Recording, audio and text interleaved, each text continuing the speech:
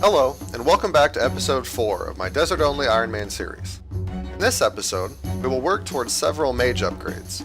Most importantly, the Master Wand and Mage's Book. First up, we're killing some mummies, which have an uncommon chance of dropping an Amulet of Magic. I could make one myself, but do not have access to balls of wool until I can catch baby implings at 1700. After a few hundred kills, an amulet finally comes in.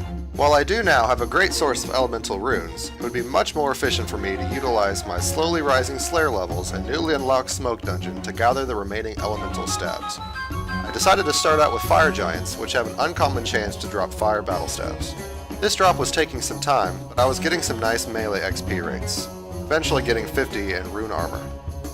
I was having some terrible luck with this fire battle staff, but as I eventually found out, Pyrofiends have a Staff of Fire as a common drop. Oops. With unlimited fire runes out of the way, I moved on to Basilisks, which dropped the Staff of Water. I purchased the level 20 Mirror Shield from Simona after unlocking her shop in the last episode. Among their other drops includes the Light Mystic Hat and Basilisk Boots as very rare drops. That being said, I managed to achieve all three in around 30 kills. If my RNG can stay this good, it's going to be a very fun account. I also achieved 60 magic, which will be required to wield my upcoming magic weapons. With 52 fishing from my daily salmon and trout, I was now able to move to the ports district of Menaphos to start catching desert souls. It sounds metal as fuck. It was finally time to start using my runes in the Mage Training Arena. These runes were very expensive, but my Slayer training with Corrupted Scarabs was providing me more than enough income to sustain my daily purchases. The alchemy and telekinetic rooms were done normally, but world hopping was utilized for the enchantment room, and a few pieces of food were brought into the graveyard, but teleporting near death. I was also able to utilize the anniversary cake for some very convenient healing. Due to daily rune limits, I decided to start with the first two wands and slowly work towards the remaining unlocks. The main limiting factor was my nature runes, as two areas required them. 52 cooking was achieved, so I could now use my Desert Souls as a dependable food source, healing 1450 HP at 58 Constitution. This occurred on the same day as the mining and smithing rework. This rework was not good for this account in pretty much every way. It spread out the complementing ores so far from each other that the highest level of metal bar I could produce was mithril, as opposed to adamant prior. This also reduced my smithing rates from approximately 100k an hour to about 10k an hour. That being said, it made it much easier to collect ores.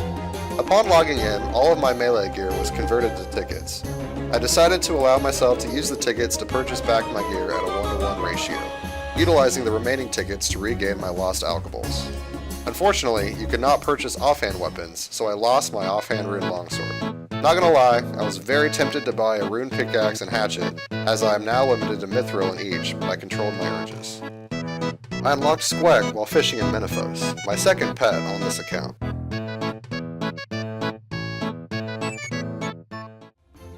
With the new day, I was able to purchase more runes for more Mage Training Arena grinding. I decided to purchase the Mage's Book first, as it would be an offhand upgrade from tier 10 to tier 60.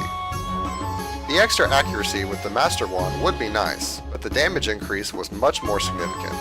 I was able to reach enough points in the Enchanting Chamber and Telekinetic Theater to purchase both tier 60s, but I ran out of nature runes in the creature graveyard with only enough points for the book. I decided to quit whining about the mining and smithing rework and see what it had to offer. The only ore rocks I had the levels for at this point were locked behind the Tourist Trap quest. Thankfully, I had the 20 smithing quest requirement prior to the rework, as the low-level ores would have been unobtainable. Upon completion of the quest, I used all of my experience rewards in agility, getting me to 30 and unlocking the agility pyramid, giving me a way to now train the skill consistently. With the quest complete, I now had access to the desert mining camp and the cave beneath it, home to mithril, adamant, and nechrite ores. After gathering several mithril ore and its secondary, coal, I started to smith a few useful items. First up was the copper ore box, which was subsequently upgraded to iron and then mithril. I also smithed a mithril pickaxe, which was upgraded to +1 and +2, adding it to my tool belt.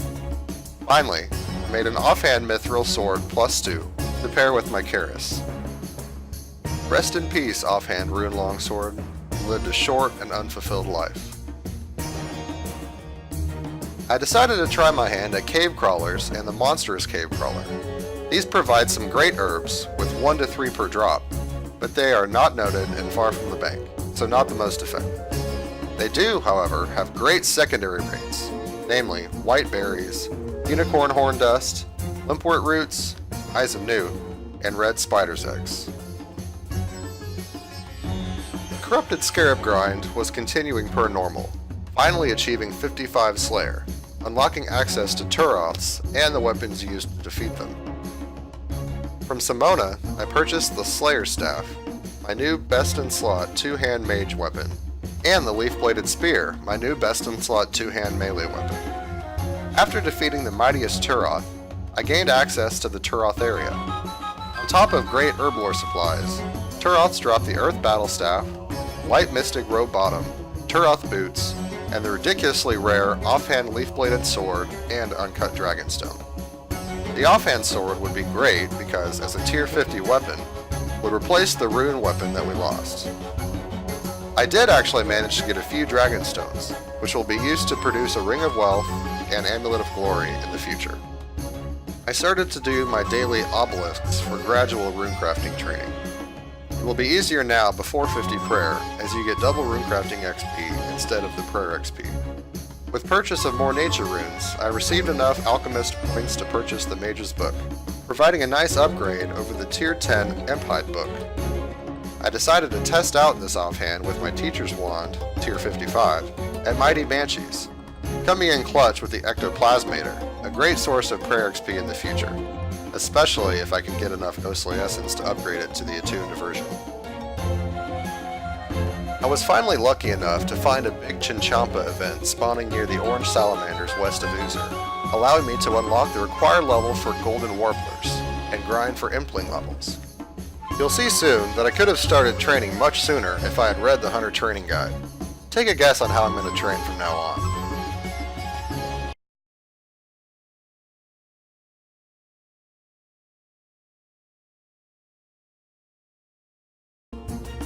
I was missing out on 10k XP an hour with no requirement. I have access to the Vinesweeper area from the 2 cactus patches in the desert, one in Al-Kharid and one in Menaphos. Vinesweeper will also be a nice place to train farming if I can get to level 40. I don't want to spoil too much, but 77 farming will be a level that I'll grind for in the future. I achieved 36 Hunter, giving access to Earth Implings and possibly a Fire Talisman. This is the only item I need to complete the easy desert tasks.